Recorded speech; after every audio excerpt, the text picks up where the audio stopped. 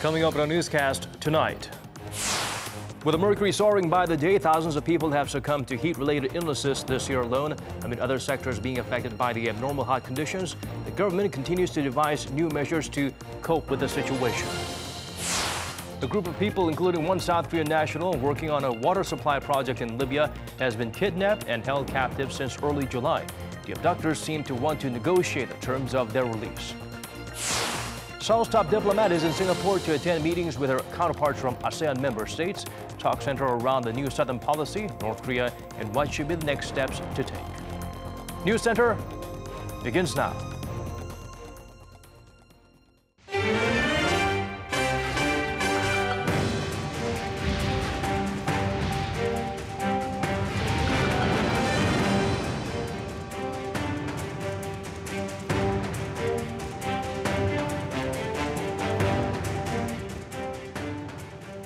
It's 8 p.m. here in Korea, live from our studio in Seoul. This is Arirang News Center. Welcome to our program. I'm Daniel Choi.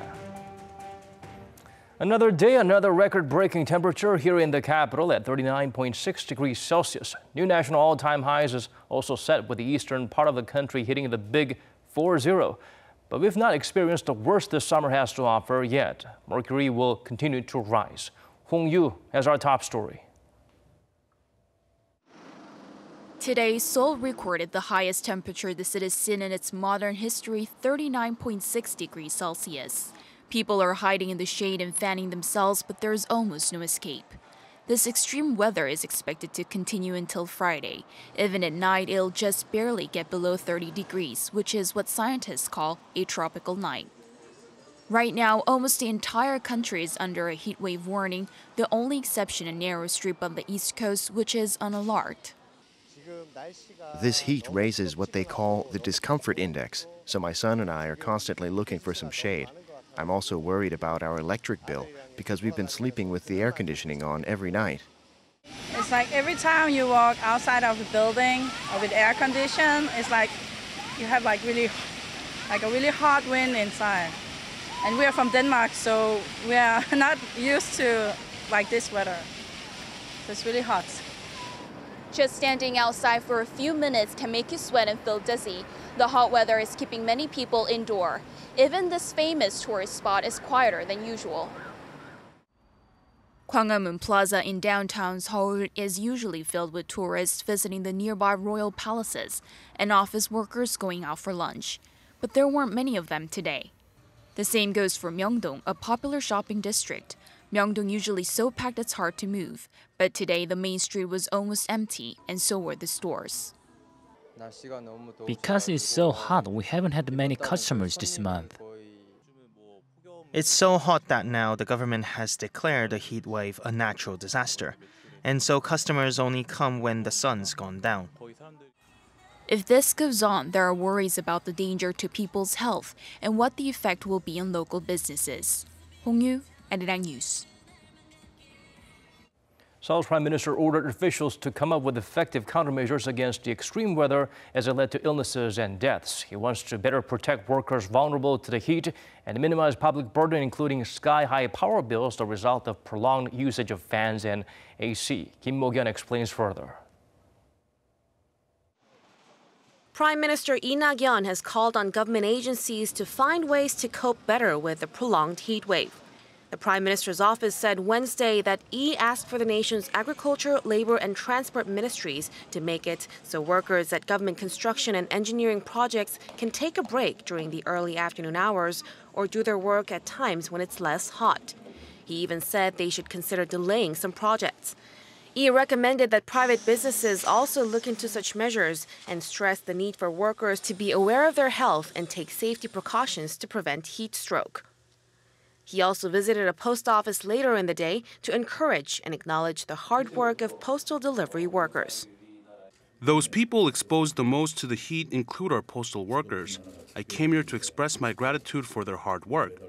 I also want to ask for the public's understanding if their parcels and mail arrive later than usual, because what's more important is the health of these workers. In a similar vein, on Tuesday, Prime Minister Lee pointed out the public concern of hefty energy bills caused by the constant running of fans and air conditioners. He urged the government to find ways to provide some temporary relief from those power bills and to stabilize electricity supplies this week when power demand will most likely surge at the end of vacation season. Kim Mo-gyun, Arirang News. The wholesale price of produce is driven up due to the extreme weather, 6.5% higher than average as of late July. Coupled with lack of rain, important crops are affected. Napa cabbage surpassed 3,501, or about $3 per head last month, representing a 50% hike from the usual rate. The price of radish also rose by some 66% to more than $1.80. The prices are expected to remain high for the time being as the heat wave is forecast to last for at least a month. Turning to the domestic political arena now, the ruling bloc vowed to step up efforts to revise a law in order to designate heat waves as a natural disaster. Once that happens, the government will be able to ready systematic responses to areas affected by scorching conditions and provide compensation for related damages. This comes as the sizzling high temperatures over the past few weeks resulted in numerous casualties, including more than 25 deaths. The Democratic Party also stressed the need for realistic measures to help low-income households as well as owners of small businesses burdened by rising power costs due to heat waves. Something to consider would be revamping the electricity rate system or giving them tax refunds. The lawmakers call for cooperation from the opposition blocs to help enable the amendment when the August extraordinary session begins.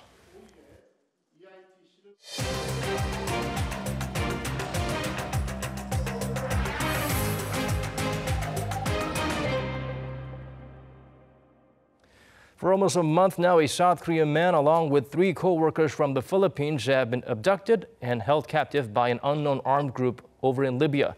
In a video uploaded today by a media outlet in that country, the victims appeared to be in good health. They did ask to be rescued. For details, let's turn to our Park Hee-jun. A South Korean citizen has been held captive for almost a month by an unidentified group in Libya. Seoul's Ministry of Foreign Affairs revealed Wednesday that 1 South Korean and 3 Filipinos who were working on a water supply project in western Libya were raided and abducted by an unidentified armed group on July 6th. The abduction was reported by the authority overseeing the project. A video clip appearing to show the 4 men was posted on Facebook Wednesday morning by 218 News, a major Libyan television channel.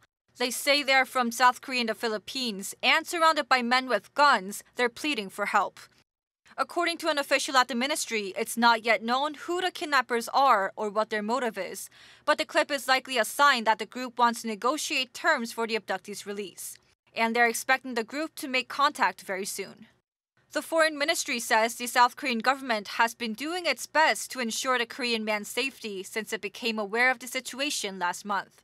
It also made it clear that it will not negotiate directly with the group, but handle the situation in close cooperation with the Libyan government. Park Hee-jun, Arirang News. Moving on to other stories now, the United Nations Command held a repatriation ceremony at Osan U.S. Air Base this evening before sending the remains of fallen American soldiers retrieved from North Korea last Friday.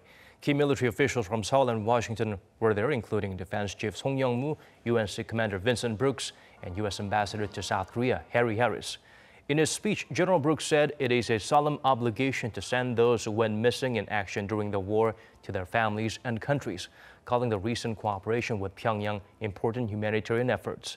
55 caskets draped by the UN flags were loaded into 2 U.S. Air Force C-17, and they will head to Hawaii for DNA identification this evening.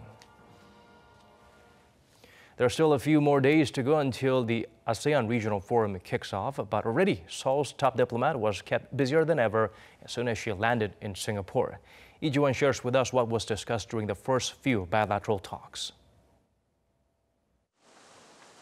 A day after her arrival in Singapore, South Korea's Foreign Minister Kyung-wha met Wednesday with her counterparts from Vietnam, Malaysia, Laos, and 3 other ASEAN member states on the sidelines of the 51st ASEAN Foreign Ministers meeting. Part of the agenda was, of course, the latest developments on the Korean Peninsula. As regional neighbors, the Southeast Asian nations were keen to know how the situation is unfolding and show their support for the recent efforts for peace in the region. This is not going to be easy. We completely this is a change of historical direction on the Korean Peninsula. But there is the commitment of the top leaders to this, and we are very much committed to making sure that we deliver on a non-nuclear Korean Peninsula that is wholly at peace, and we'll certainly count on your continued support. Wednesday's bilateral talks also sought to further deepen ties between the Southeast Asia and Seoul. Highlighting peace, prosperity, and people, the core aspects of the Moon administration's new Southern policy, Minister Kang said South Korea and its partners in the region have been making rapid progress, and her counterparts agreed to further expand that cooperation. Other timely topics were also brought up. In her sit-down with Foreign Minister Salimsai Komasit of Laos, Minister Kang expressed deep condolences for the victims of the recent dam collapse, which left many dead and thousands displaced. Foreign Minister Komasit thanked Minister Kang for the aid and the medical team South Korea sent. Minister Kang's bilateral meetings will likely continue on Thursday, one with her Japanese counterpart Taro Kono in the afternoon, and possibly with China as well. But details about talks with Seoul's key partners have not yet been revealed. The U.S. Department of State announced that Secretary Mike Pompeo will be in Singapore from August 3rd after he visits Malaysia. North Korea's advance team is believed to have touched down in the city-state on Wednesday, and Foreign Minister Lee Yong-ho is expected to arrive early Friday morning. But the diplomats from Pyongyang and Washington are only expected to stay in Singapore for about 2 days, so whether or not there'll be a two-way or three-way talk between them and Minister Kang remains to be seen. 이지원, Arirang News, Singapore. Pyongyang would like to resume inter-Korean economic projects and have sanctions alleviated. However, Washington stressed that it supports the 2016 decision to shut down the inter-Korean factory park in Kaesong. Seoul wants to reopen the complex as soon as possible, but emphasized it should work within the framework of the international measures. Woo Jung-hee gets us up to speed with the developments. Amid growing calls from North Korea to revive a couple of stalled inter-Korean economic projects, Washington has made its stance clear that the two Koreas' economic cooperation should not get ahead of Pyongyang's denuclearization. The U.S. State Department told Voice of America on Tuesday that it supports the 2016 decision to shut down the inter-Korean Kaesong Industrial Complex. Washington reiterated that the decision was made because of North Korea's growing threats in disregard of international sanctions. The message implies that as long as North Korea holds on to its nuclear missile programs, it cannot expect economic aid or access to the international market. Less than a day earlier, Pyongyang had urged Seoul to work on resuming operations at the Kaesong complex and South Korean tours to the North Mount Kang. Because these projects bring North Korea hard currency, restarting them goes directly against the international sanctions. Seoul's been firm about working with the international community on those issues, but on Wednesday it too expressed hope the projects could resume soon. We think the Kaesong Industrial Complex should be reopened as soon as possible, but we're cooperating with the international community to solve the North Korean nuclear issue. So it's important to proceed within the framework of international sanctions. Meanwhile, officials from the South Korean firm that used to run these projects, Hyundai ASEAN, will go to Mount Kang this week. The trip is to pay tribute to the firm's late former chairman, Chung Mong-hun, recognized by the North as a figure who stood at the forefront of inter-Korean economic cooperation. Hyundai ASEAN spearheaded both the Kaesong Industrial Complex and the Mount Kang tours, so eyes are on whether the Hyundai officials and the North will talk about resuming them. Oh Jung-hee, Arirang News. The nation's Vice Minister of Unification crossed the border to check out the venue for the upcoming reunions for war-torn families. There, Chun Il-sung checked the progress of renovations at the meeting rooms, hotels, rest areas, and fire facilities. 10 North Korean officials were also there. Mount Kang used to be a tourist destination, but was shut down more than a decade ago when a visitor from Seoul was shot dead. Pyongyang urged the South to work towards restarting that business. However, the Unification Ministry says Chun's visit had nothing to do with resuming that tour. Meanwhile, the two sides are deciding which of their citizens will attend the long overdue reunion event. They're scheduled to exchange the final list on Saturday. The two Koreas will start joint inspections this month on the roads that could one day link them back together. According to Seoul's unification ministry, the North suggested conducting on-site checkups together for 3 weeks starting next Friday. They'll start with the Gyeongui road that runs along the west coast and then check the Donghae Road along the east coast. The two sides agreed in talks last month to modernize the sections between the North Korean cities of Kaesong and Pyongyang, as well as the west coast road between South Korea's Kaesong and the North's Wonsan. South Korea's exports surpassed $50 billion for the fifth straight month. The government data shows a rebound from the dismal figures recorded in June, so this could be a sign of strength in the local economy. Kim Ji-yeon help us look beyond the uplifting numbers. Korea's exports surpassed the $50 billion mark last month, recovering from a dip recorded in June. The Ministry of Trade, Industry and Energy said Wednesday the country's exports recorded nearly $52 billion in July, an increase of more than 6% from the same period last year. This is a big improvement compared to June, when exports dipped by nearly 0.2% on year.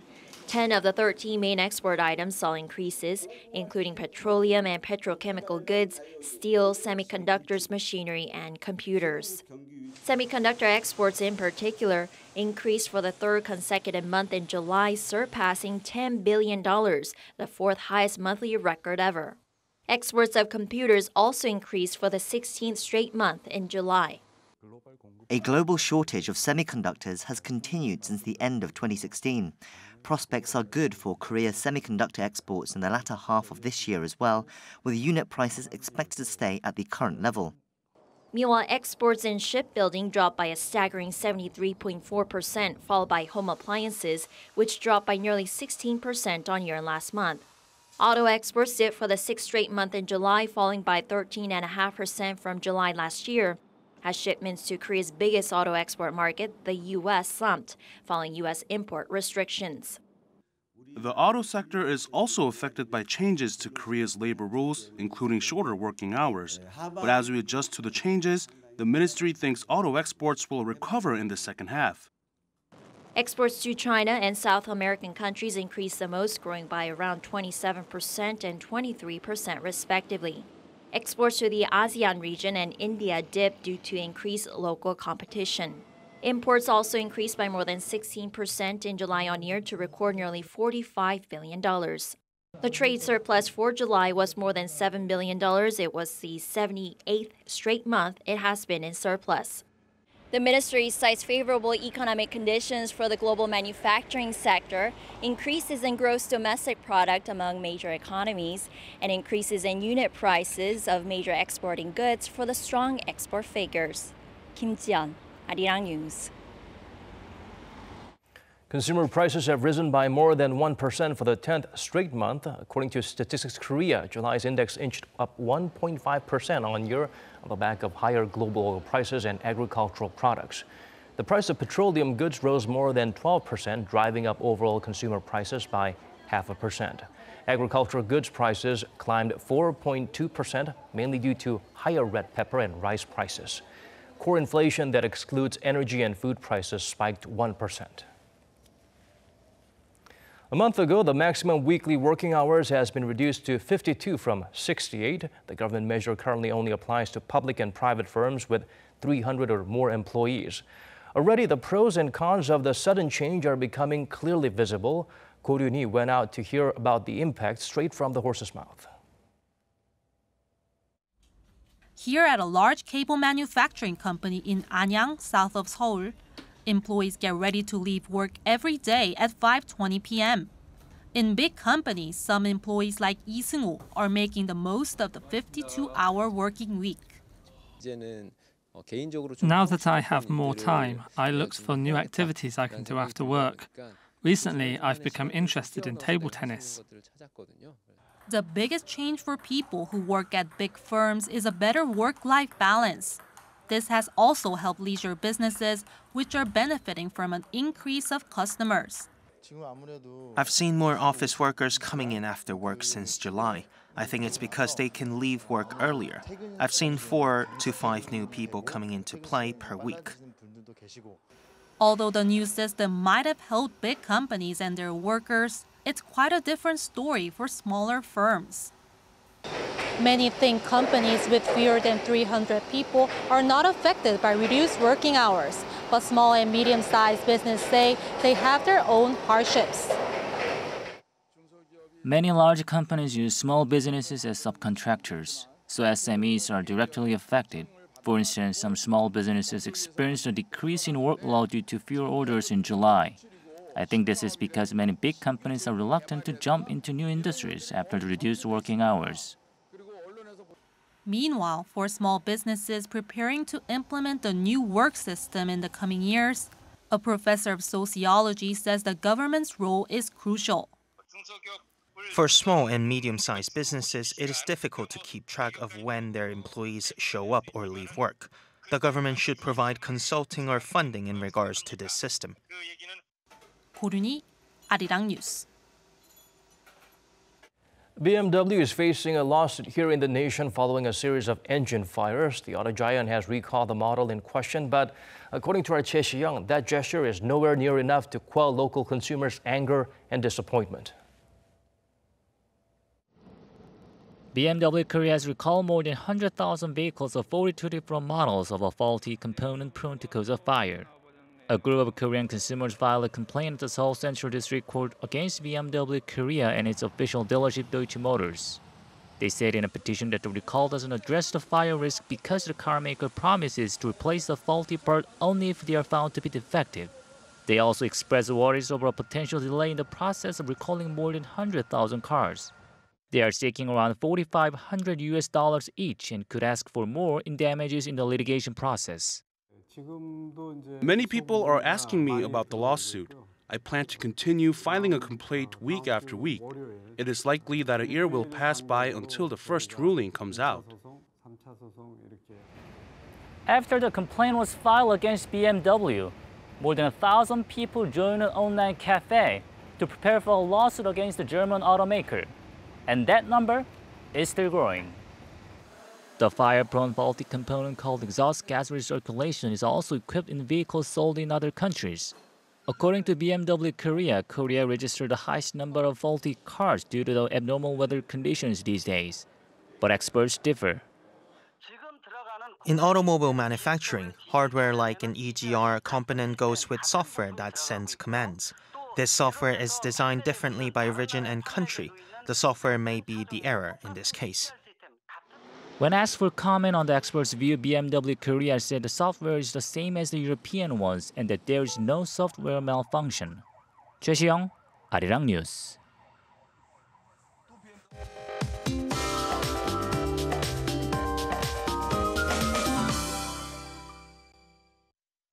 Time to turn to Michelle Bach at the Weather Center for the updates you need.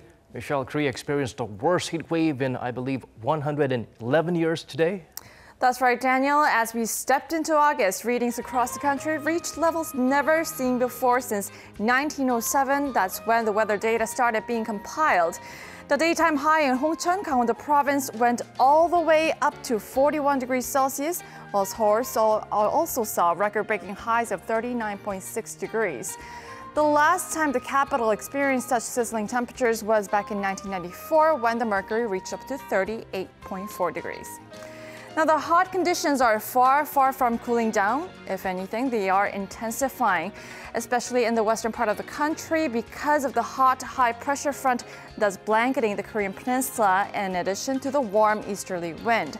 Now, tomorrow it's going to be as hot as today in Seoul, while the southern regions will be relatively cooler. Seoul starts the day sweating at 29 degrees Celsius tomorrow, and Daegu and Gyeonggi looking a bit better at 25 degrees. The mercury in the capital area tomorrow will pretty much soar like today, reaching daily high of 39 degrees Celsius, and Busan and Jeju are looking a better with readings into the low to mid-30s. The weekend is not going to be optimal for outdoor activities as heat wave warnings are still in place, in addition to the high UV rays and also ozone levels. And by next week, Seoul should see the highs a few notches down. I'll leave you with the weather conditions around the world.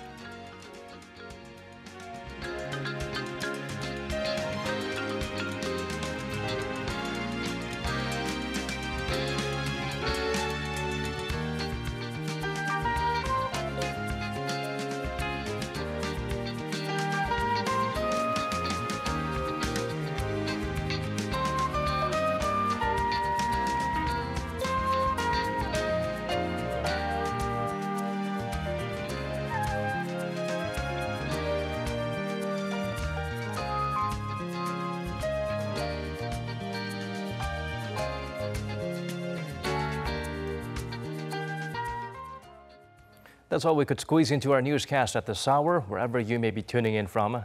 Thank you for watching.